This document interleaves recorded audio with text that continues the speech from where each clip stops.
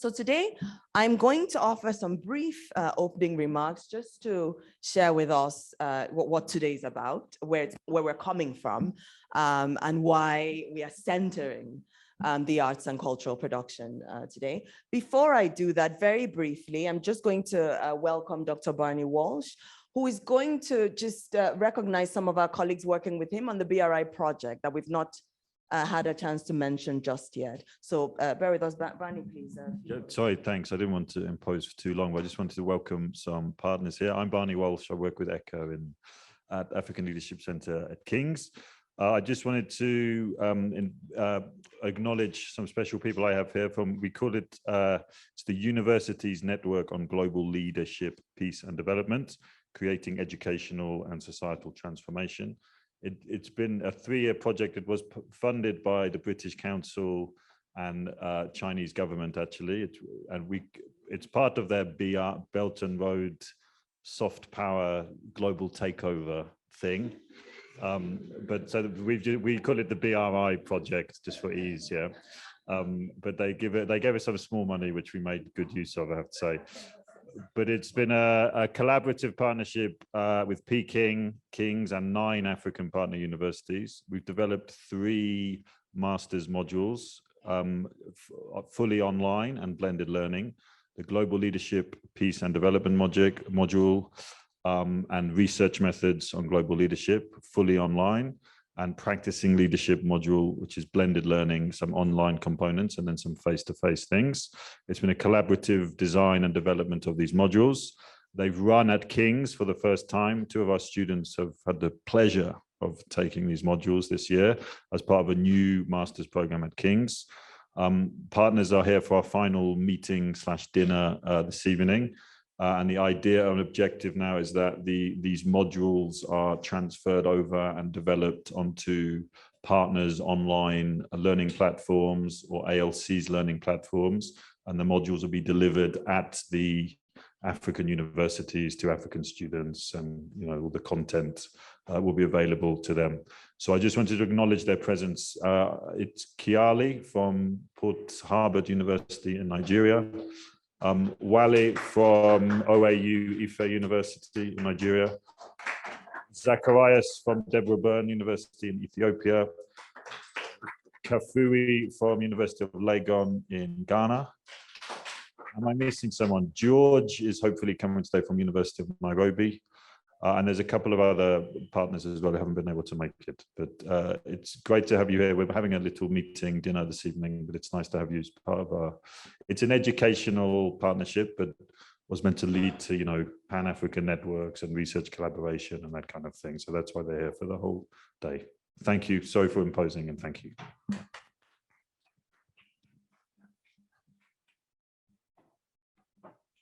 Thank you very much for that, Barney. Welcome to our guests. I think something I also want to highlight, very excited to have this group, but also how a few of them are actually alumni from the ALC as well. So seeing those continuing relationships is so critical. We always say at the heart of the ALC, really, the heartbeat is really the alumni. That's really, all of this revolves around that. So it's very exciting to see how you go on, but you never leave. We always say you come in, but you never go away. And that's the ambition for this. Sounds quite scary when I say it out loud, I guess. To today's activities. Today actually is an opportunity for us to extend some of the work we've been doing in London. So we have an annual Africa Week, where we really spotlight research that's going on around the continent at King's. And as the ALC, we convene all those carrying out, or at least large groups of those that are carrying out research to do with the African continent from across the university and across King's own partners. So the idea was, how do we sort of have elements of that work with us here today, since we're all going to be in Nairobi together. And I think I dare say we could see about how we do this on a continuous basis. I think we saw that this was very exciting, and there's so much that's going on here. So today's a combination of presentations that will speak to work that had been shared already, but also some new work that we didn't have the opportunity to share when we were in London together. This year's theme has been centering the arts and cultural production and the implications that can have for health, social sciences, and the humanities as well. And our central question was, in what ways does centering cultural production and the arts reshape knowledge in relation to other disciplines? What are the implications of interdisciplinary ways of knowing, knowledge creation, and its impacts? And, you know, the events that sort of headlined what we did and what we're going to discuss today interrogate how the arts and cultural production actually help us understand new narratives of what's going on across a range of disciplines. And I think many will agree with me here when I say that, you know, this space of the arts and cultural production, especially across time, but I think we see it more so in contemporary periods, how it's a space through which African voice and agency is being platformed on a global scale. And we can see this in literature, we can see this in art itself, in fashion, in music, and in film. We see many Africans that are staking a claim on the global stage. So we're speaking about also a notion of global Africa. It's how we converse with ourselves, but how we project ourselves onto a global stage. And this also connects with a global ambition for centering creativity in socioeconomic transition and change as part of the UN Declaration of 2021 as the International Year of Creative Economy for Sustainable Development. In spite of all of this, we know how the arts and culture are actually under-acknowledged and untapped in terms of the ways in which they allow for broader and a deeper opportunity to get a sense and to grasp wider disciplinary concerns. And it's actually quite promising that there are new conversations around how epistemic diversity is very significant for meaning making, for creating knowledge that is transformative and is impactful. Because a lot of the realities around this is that these interactions where we center arts and cultural production can actually have a broader reach, right? These are spaces that actually attract a wider range of audiences, right? It also allows us to reach out to a diverse audience as well. So today we're going to continue that work that we've been doing as we showcase research, creative outputs and practices from our students. Some of our students are King's, from some of our practitioners that are some of our institutional partners, from scholars and researchers based within the ALC here, but also scholars and researchers and practitioners that are part of our ALC's Mentors Network. So the range of those who will be sharing work today is something that I'm very excited about, and I really hope all of you really enjoy this experience. We're going to see diverse forms of actually presenting work. I'm presenting today. I'm going to be quite boring and share a presentation, but I'm happy to say I think I'm the only one who will be doing that. Everyone will be far more exciting than I'm going to be. With that, I also want to note that we have two exhibitions going on today. We have one towards the back of the building. So as we go to have tea and lunch, we have an exhibition that's titled The Fabric of Our Lives. I really encourage everyone to sort of have a look at that, engage with that, because when we come to the session that Dr. Mshai Mangola will be delivering later, we'll have a chance to discuss some of that, and she'll be looking forward to questions and comments you have about that as well. We also have an exhibition towards the front of the building titled Intertwined, Fashion, Textile and Heritage in Nigeria. Do please engage with that, in lunchtime, free time that you have. We are expecting to have the photographer, the artist who's produced that work, spend a bit of time with us this afternoon. So it'll be great to have engaged with that work and any comments and questions you have. He's very graciously going to be with us, and we can share that with him as well. I'll try and remind people through the day to just engage with that work. With that, I'm going to hand over to our moderator for this session to introduce our first speaker, Dr. Mwambari. But Dr. Moses Tofa, please, over to you. Thank you.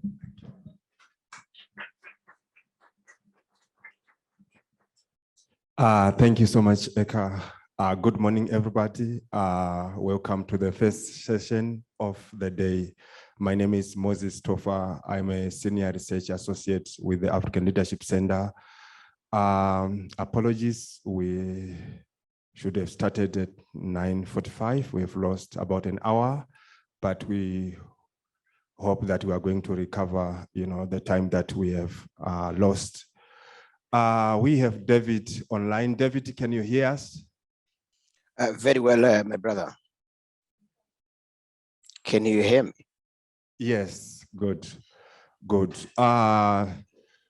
We are going to play a clip. After that clip, we are going to hear from David. David is presenting on examining minority life narratives in democratic society through art. Hopefully in the next 20 minutes, we will be having this particular session. We want to make sure that we keep our time, and David is famous for keeping time, so we are in safe hands. So please, Njoki, can we have that clip? And then David will speak after that clip.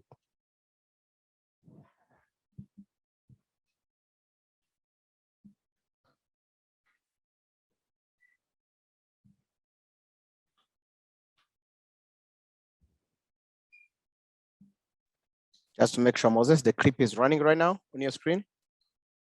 Yes. So yeah, good morning, everybody. I would request you to kindly pick an image as you look at this digital art exhibition. Pick an image that speaks to you most.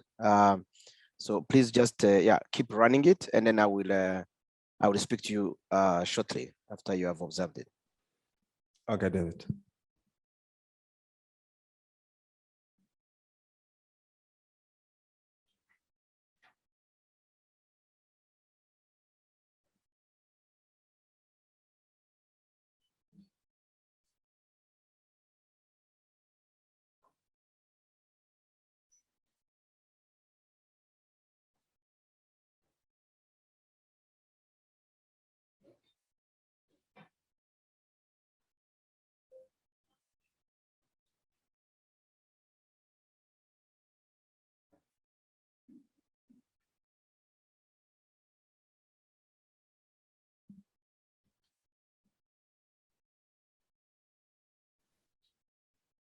Okay, Moses, I'm going to kindly request you that you pick for me somebody in the room, or just, is there anybody interested to tell me which painting that they have chosen, please? And Moses can give you a microphone. And if the camera that is focused on Moses can move to that person speaking, I'll be very grateful without causing a technology glitch. Moses, is there anybody putting up their hand to select an image? Anyone in the room, please, or I can pick.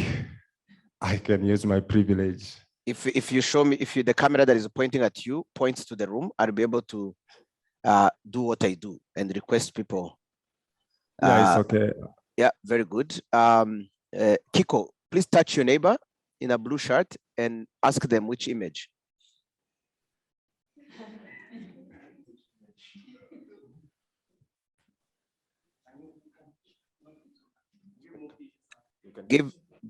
Please give the camera to that person in a blue shirt next to Kiko. A microphone, I mean. Yes, which one did you choose? Can they move the images? It's a video. The one I saw, like 4 or 5 people, like they are moving. The previous slide. Okay, yeah, that's fine. Why did it speak to you? Why did you choose it? It looks as if like people are moving. So coming from I had that image to. No. I know which one you're talking about. So you see like people are moving. Which kind of people do you think? Yeah, just like displaced people moving from one location to another. So that's what it resonates with. Brilliant. Thank you very much. Please turn the camera again. whoever is controlling the room. There is somebody with a headscarf that is white, right in front of a headscarf, right there. Yes, please. Could you kindly request that person to tell us which? We all due respect. I know we have a lot of people with dignified titles. Please, with all due respect, we are now in a classroom, but I respect all of you equally. Could you pass the microphone to them if they would like to contribute? Yes, right there, right there. That person laughing. Yeah, please give them the. Yeah, okay, thank you. I think the picture that moved me the most was when you saw, I think it was it an aid worker that had a young person on their back and there was fire on their back. And I think it moved me in particular because it spoke to the needs of children. So many of them are in conflict and need in rescue, and that it's so difficult, and hence that even when they're heading towards safety, the danger is still there. So I think that's why it moved me. Fantastic. Thank you very much for participating. Now, Moses, if you go at the back, completely at the back. There's someone who wants to say something here. Please. Yeah, I can't see. Okay, please give them the mic. Thank you. There's someone here, Alagao. Oh, Alagao. Yeah, the one that attracted my attention was people trying to help. I don't know if it's a human being immersed in water. Yeah, people who are in the water. This one, yeah. It interests me because they appear to help, but they are not really helping. And yeah. Yeah, thank you. Which people do you think are which people? Who is trying to help who? You say? Who is trying to help who? You said people are trying to help people. Which kind of people? In the water, I don't know. I can't visibly see what is in the water. But who do you think are the actors who are involved in being helped and helping? It's not visible for me. Okay, thank you very much, Alagao. I really appreciate it. There is somebody right behind Moses, behind Alagao. There is a person with a pink sort of, yeah, there you go. She was ready to participate. Please go ahead. Thank you. The one that moved me, even as you were instructing us, is the same one that the first speaker chose, because there is a sense of a community that is on the move, and there is a sort of a universal presence of the moon and the stars in the sky, and it touched me so much. Fantastic. Thank you so much. In the spirit of sharing, my favorite art piece is this one that we are viewing right now, that has many things happening. It has an ocean, it has people moving, it has buildings like it's Europe. For me, that's the painting I choose because it represents the spirit behind this project. This project is a project I started working on as a representative of King's College Chair of Democracy and an initiative called SACO-U. SACO-U brings together different universities in democratic countries. And when I was applying, I was asked to identify a challenge or a problem. And the challenge I've been working around was to do with refugees. But methodologically, I wanted to go through artists, to work with asylum seekers artists, to confront narratives about migration and asylum seekers that is happening in democratic countries. The assumption is that in democratic countries, we are supposed to have minority rights. The assumption is that the minority are protected. Yet what we see in the world today, in the crisis of migration and refugees, is a demonstration that minorities do not matter, or minorities from certain places. So for the last few months, I've been driving between Belgium, France, and UK, meeting artists who are asylum seekers who are trying to jump the border, to work with them, especially those who have been painting, writing, poetry, music, to tell their stories in a ways that we don't see in the media, or that we see in a small way.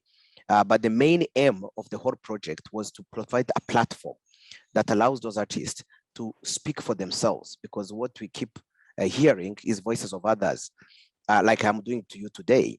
But in policy circles, in many different contexts, we don't hear artists or migrants or asylum seekers speaking for themselves. And so that was one way of trying to amplify their voices. But the second one was to go through the arts to have a conversation, conversations that are uncomfortable, conversations that are about individuals, that are about communities, that are about countries, that are about politics of refugees. And so we did this event on the 17th of June to coincide with Refugee Month, Refugee Week. And we had a good event in King's College London, where we did a physical exhibition and a digital exhibition that complemented each other. And then we hosted a conversation online and in person, so a hybrid event. And the aim of the event was to celebrate refugee artists and their resilience. What the poster we put out says, artists, students, academics, and activists co-created a platform that allowed dialogue on refugee and minority well-being, on rights, in particular looking at SACCO-EU member states. So the art is going to travel, and we're going to have different conversations in Norway. We are going to have the conversation in Belgium. We are going to have conversations in other countries, predominantly Europe, but also later on. My hope is that we can also host conversations like we are doing today, and like some of you have just picked up a painting to start thinking about this issue that is of human importance, that is a crisis that we are seeing being intertwined in all sorts of politics. I want to acknowledge brilliant students that I worked with to co-create this day.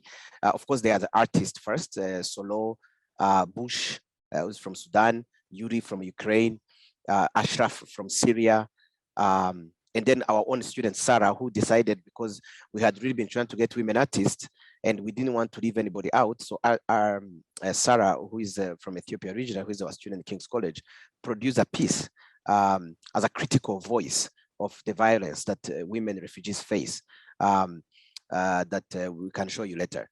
But I do want to acknowledge the students who are in the audience today. Amelia, please, could you stand up? Kiko, could you please stand up? And Amelia and Kiko, I don't know who else is present, but please clap for those students. They represent excellent students at King's College London from many different nationalities who participated in this. And Moses, I have only used 15 minutes so that I can leave 5 minutes for questions, but as soon as we get to my time allocated to me, I will stop. Any questions, please? Not Thank you so much, David. I have a question, but I want to give participants the privilege to ask questions or to comment. But thank you so much for this project, a very interesting project. Any questions or comments from the floor?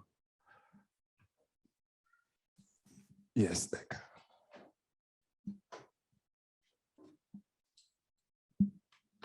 Thank you so much. David, thank you very much for that. I want to say, actually, as you've seen, we actually have 3 exhibitions on today. I challenge you to see where you will go in a half-day workshop and have access to 3 exhibitions in one day. Thank you so much for that, David. My question, actually, if you don't mind, was to our students who are here with us, who I saw at that exhibition, who were very engaged. I'd like to hear from you what really struck you about your curation, because these were, I think many of them served a role in curating some of this work. What stood out for you in that experience? It can be personal, it can be to do with the work, but I'm keen to hear from you as curators of that work. Thank you. David, I hope you don't mind I point my questions to this. Absolutely.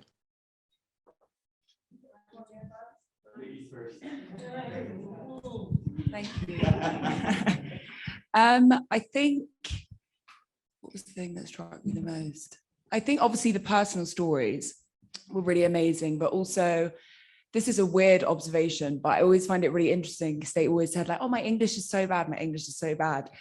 And their English is always really good. And it sounds like a strange kind of thing to say, but I just think it's interesting as someone who's basically only has one language.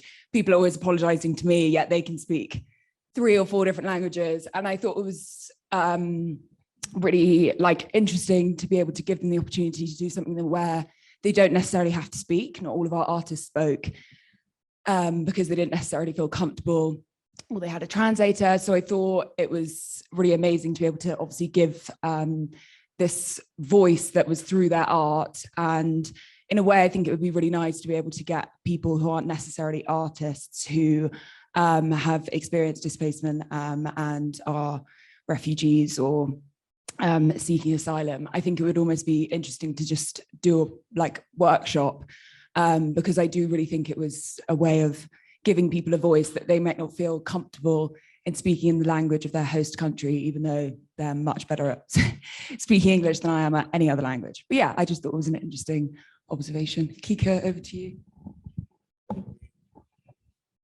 The thing that caught me most was something that wasn't evidence, but it was more like within the art pieces themselves, even though some people, and when we were discussing, questions and things to ask, we were mindful of certain things that could trigger them and making sure that that didn't necessarily happen, because we didn't want them to feel like they're forced to talk about something that they didn't want to talk about. But something that I've always believed about art is that even when you feel like you don't want to express something, it eventually just comes out, because the truth always comes out either way. And that was put into all of those art pieces. And then hearing the testimonies and their stories, even when they would get emotional, you would see it, you will see the humanity within those art pieces. And you'll also see those journeys, you'll see the trials, and you also see some triumphs in the fact that there's some people who have made it. Now we're hopeful that more people are able to get through the struggles of leaving their countries and finding safe refuge in the places that they're going to.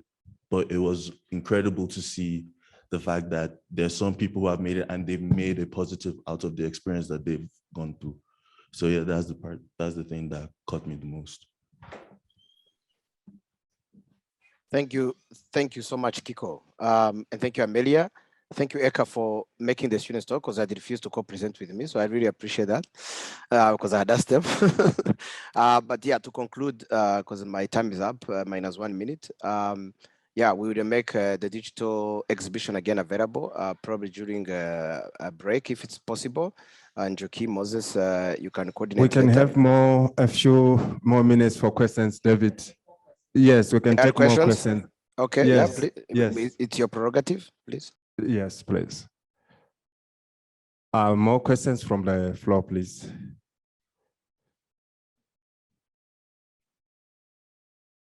Or comments? They don't have to be questions. Yes, or comments. While they are thinking about the question. Okay, Tendai. Thank you so much. So I just want to know, after you had done the process of the art making, and obviously its impact on the participants, I just want to know how else the facilitation went further on, or developed, or assistance or help in any other kind of non-artistic ways. Because I find sometimes when we use art as interventions, after the process of art making, then what happened to them? To the individuals or to the art itself, to the pieces? To the individuals. To the individuals. So yes, okay, so thank you. So the art makers first, who are they? So they are asylum seekers. They are in a very dynamic, highly changing situation. For instance, out of the whole group of 10 I started with, immediately when they announced the asylum seeker be sent to Rwanda, 5 of them had to go underground and basically be quiet. So they stopped producing art. They stopped because they are doing events like this makes them know where they are. So there's that kind of complexity, and of course I had to let them go. But the ones who stayed are the ones who want to make something out of it. So one guy called Solo, who is in Newcastle, just did another exhibition. So out of the pieces we produced, he has made them travel already in a center that helps refugees. And he had members of parliament listen to him. He had basically these pieces, and the process we started doing has given him an in into a particular circle, and he's going to continue to use it because he's been doing this since he was in Libya on transit. But there are certain ways he wanted to do the pieces. So the materials we bought, the time he took, all of those things I can say is going to continue. Bush, wants to work on a catalog, and I had an idea from one of King's College, is a vice dean, on how they did previously with other artists. So we are exploring doing a catalog that launches him into the British society as an artist, not necessarily as asylum seekers artist, but as he has ambition to be an artist. I have another one who wants to join a college, and I'm trying to work through to understand how that is going to work out. So the different individuals have different needs, and as an individual, but also collective through the networks that I have, I'm trying to see how else they can continue to live their lives of being artists, like they want to, even as they seek asylum. They are still in the asylum seeking process. Yeah, the other one, Yarid, we worked for, his need became identifying a doctor because he had terrible back problems. So like the way you get attached to people, you attach different individuals, different. And the good things, I have a bigger project that I'm going to work on with artists for the next 5 years from refugee backgrounds. So there is more opportunities because I got funding from European Research Council. So this is a topic for me I'm dedicated for a long time. But as an individual, of course, I can't do everything alone. I also collect different initiatives with people. But the point is, what do they want to do out of this? And the biggest output, I think, for them is going to be having a catalog. But even the videos we produce out of this, the photos we produced, they're already making them work for them in their own context. So for me, as a researcher or as a person who was working with them, it was a point of providing the platform and a critique to democratic countries in this way. I hope that reflection helps with your question. Yes, thank you, David. Maybe one question from me. Damilola yesterday was talking about conceptualizations of peace by local communities, which is very fascinating. And you are also talking about, giving these artists the voice. So I want to ask, from your observations, what are the experiences of these artists when they have that platform to speak about themselves? And when you look at their narrative and the narratives that you see elsewhere, do you see any differences in those particular narratives? Thank you, Moses. So very quick background, there are a couple of things. One is I was a refugee, undocumented individual in Nairobi, Kenya, where you are, for a long time. And the kind of, stresses you have, depending on your personal ambitions, drives you to tell your story in ways that others can't. So for me, that's first is the nuanced way of allowing somebody to tell their own story through art, through different languages. Somebody talked about languages. So for me, that's the first thing. And the second thing is agency. Being able to exercise your agency on a society, on a topic that concerns you. Damilola's concept of peace yesterday was really touching, because also one of the questions I was discussing with these individuals, because I didn't even tell them we're going to do an exhibition. It's Solo who suggested an exhibition, who told me, for me, that's what I think we should do as a platform. And if you can broker that, great. And I've been a research broker for a very long time for usually Westerners with big money. So, but it's a brokerage role I play anyway. It was the same thing. But one of the things I remember talking to one of the artists, when I said, Europe is so racist, I'm so sorry, coming from my own, I don't know, diaspora elite, whatever has gone into my head these days, thinking that I've gotten now some privileges, trying to interpret society for him. And then he said very simply, just took a smoke. We were sitting in a park outside London. He said, David, white people are racist, but they are nice. It was a very sad, like a low bar kind of measure. He said, these white people, all they do when you arrive in UK is to sit at a police station for 9 hours to test your patience. In Libya, it is 6 months to 1 year of hard labor and being beaten.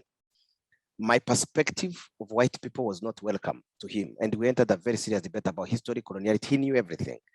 It's just in that moment for him, that comment was not hanging. So how do you perceive a situation because of your positionality, which is something I write about, is a question that I have remained that I should go with an open mind and not try to conclude for people, even though that remark itself is a low bar for white people, whatever I was talking about, of the people in democratic countries.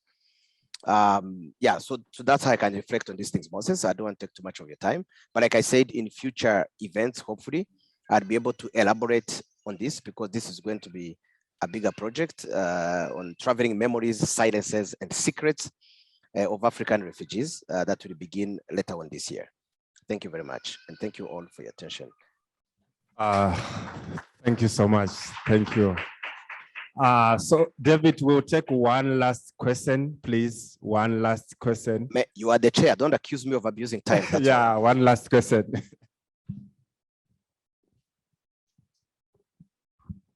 Hello, David Mumbari. It's Gloriana. We've met previously. Hi. Gloriana, you are I'm there. joking. Gloriana was also. We work together. That's I why. didn't know you're in Nairobi. Oh my gosh. Yes. Hi, Gloriana.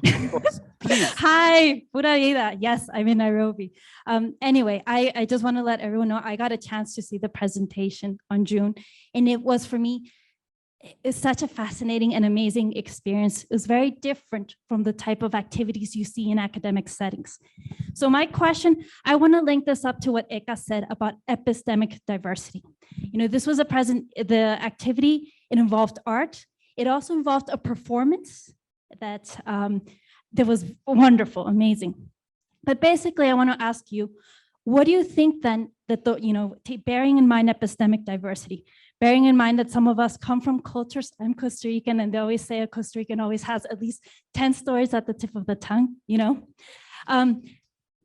What should the role of art be in academia? And more broadly, what should the role of art be in knowledge production? Thank you.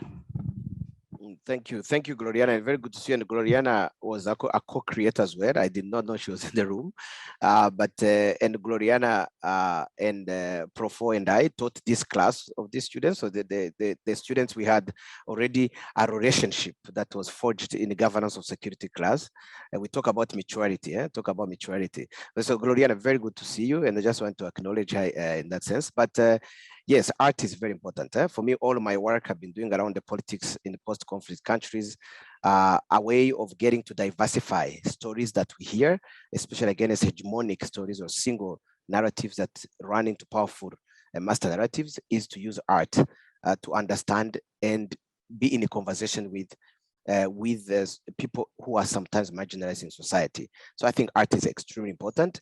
I don't think it's a privilege of the elite to go to museums or to go watch musicians. No, I think it's the language of the people. And here I mean the people as in those who are marginalized or those who do not have power or those who have different power. I'm going to go in the literature of leadership now. Those who have different aspects of power but do not have probably space for agency. But it also provides them expert power in a way that nobody can come and compete with that painting because they have expert power about their story. They have expert power about being artists. And so I think for me, it is a fantastic medium. I think I enjoyed using it in research anyway previously. And I think it's very powerful to give voices, diversity of stories and the diversity of epistemic approaches. Thank you very much. Thank you, David. This is a very fascinating project. One last question from the floor. Questions keep on coming or comments. So please allow us to just have one last question or comment. David, thanks. Good morning, everyone. I actually was not going to ask a question, but David's last comment or the exchange between Gloriana, actually since Tendai took the floor, I'd been reflecting on this, but the exchange between Gloriana and David made me want to make this comment. And I think it's the fact that we should always see a connection. I mean, I only attended aspects of this because it was a fast moving day, but the bits of this that I saw was not just incredibly impressive, but it also confirmed some of the work that we had been doing. In this same place, in 2013, we started the project on new narratives of peace and state building in Africa. And it's that project that automatically led to the 10-year agenda.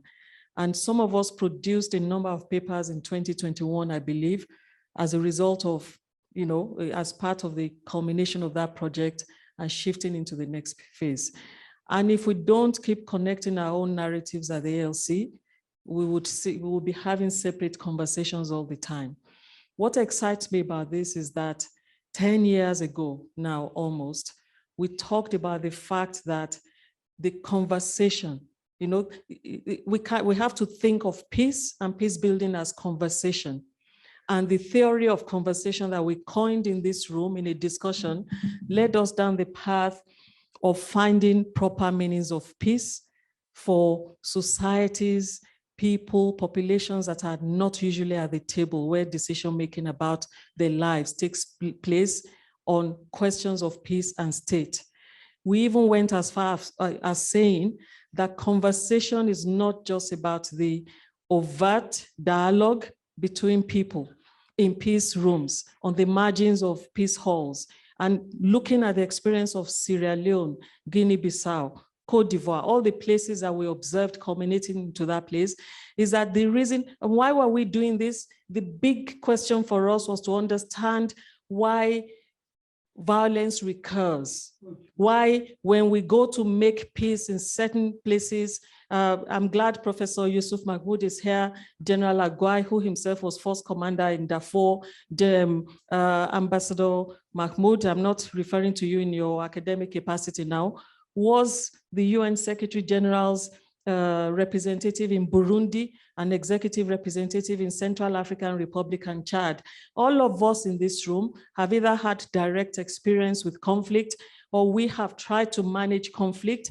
And we know that in some of the peace missions in Africa, we sometimes, the Congo being an example, we spend close to $1 billion a year on peace operations and on the military dimensions of those missions. And yet, 10 years down the road, there's data that supports this, that in 44% of cases, we return to conflict, to violence. 10 years, you know, within 10 years of that conflict. If we want to really understand why we spend all that money at the United Nations, at African Union, ECOWAS, whether it's AMISOM or whether it's in Mali, wherever it is in West Africa, we need to move away from the scene and the realist paradigm of saying it's state representatives, it's powerful actors around the table. We need to look at where else conversation is going on. And the notion of conversation to us moves beyond overt dialogue to silence. Silence for us is part of the conversation. All right, music for us is part of the conversation. Art is part of the conversation. And in fact, you can go back to how Europeans looked at conversations in the long 18th century, and even see how art, when they talk about art being in conversation, when you look at their own coffee houses and so on, we have our own mechanisms in Africa, but globally, young people have their own language of peace. And so what this art did for me was to confirm all that we wanted to do on the theory of conversation, that conversation goes on elsewhere, even when it is not in the forms that we know. It is in drama, it is in art, it's in all sorts of other things, and it's in silence, because there are communities of people that are just you never hear them. They never speak because they remove themselves from that conversation. But what are they saying through that silence? That is why the interdisciplinary work that needs to be done around the whole question of peace, because peace is less researched than even peace building itself, because powerful actors want to build peace from a war or security perspective. And that's why I think there's a lot of work to be done. But we ourselves must remember to connect the research that we're doing and not simply say this is new, or as we move into a future space, as David is moving into this research, let's acknowledge what we have done and where we want to go. And actually the concepts that we ourselves have crafted in our own spaces at the ALC. So I really appreciate this project. It confirms many things, but it means that we return to what Tendai said about what that means for the artists, for the very people who are experiencing, violence through the migration patterns that we have seen, and what it means for them, what we're going to do with them, and not take a classical approach of doing that research and not actually finding a solution to their problems. And I don't mean we should take the space of the mechanisms, but that we bear this in mind and bear them in mind as we continue. Thank you so much. Thanks. Yeah, thank you, Prof. Thank you, Prof. This is so incisive And Yeah. this really ends this session on a very inspiring Moses. note. Moses. David and colleagues, you can see how fascinating this project is. We wish you the best as you continue to work on this project. Thank you so much, Moses. David. Moses, can I say Yes, something? yes. No, I just wanted to, yes, I wanted to acknowledge that also long conversations with Prof. were also part of crafting this project, and also conversation in class, like I said earlier, but also wanted to acknowledge that I didn't know Professor Mahmoud, was actually in this session, but he has a very nice concept in his book that I know is going to be launched about listening. One of the things I've also learned in this process is that it is also enough to listen to stories. And Moses again and Prof wrote a very fascinating a chapter in a book that we edited a few years ago on this agency of asylum seekers. So as Prof says, yes, there are many threads that connect these works together. And I always tell Prof, I take the challenge of what else comes after this. Thank you very much. Thank you so much, David.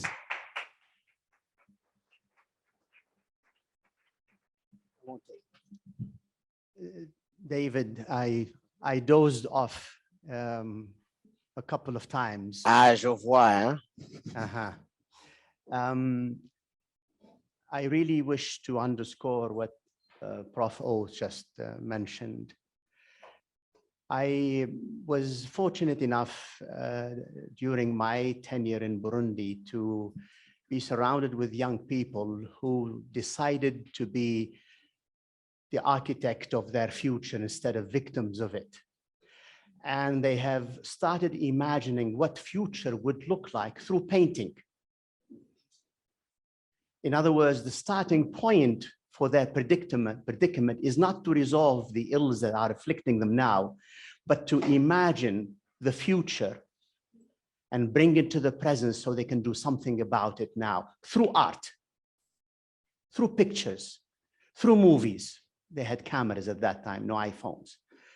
So this is particularly you want to promote, as you said, epistemic diversity. We are sort of burdened by a particular geopolitics of knowledge that made us think in one way and not imagine there is a different way of building peace, where peace is the starting point and the end goal, not conflict. And art has been a liberating, whether it's music, sketches, or paintings, that the possibilities are there. If we only can imagine them through painting, then we can lead from that particular future and make peace part of the agenda rather than simply only resolving conflict.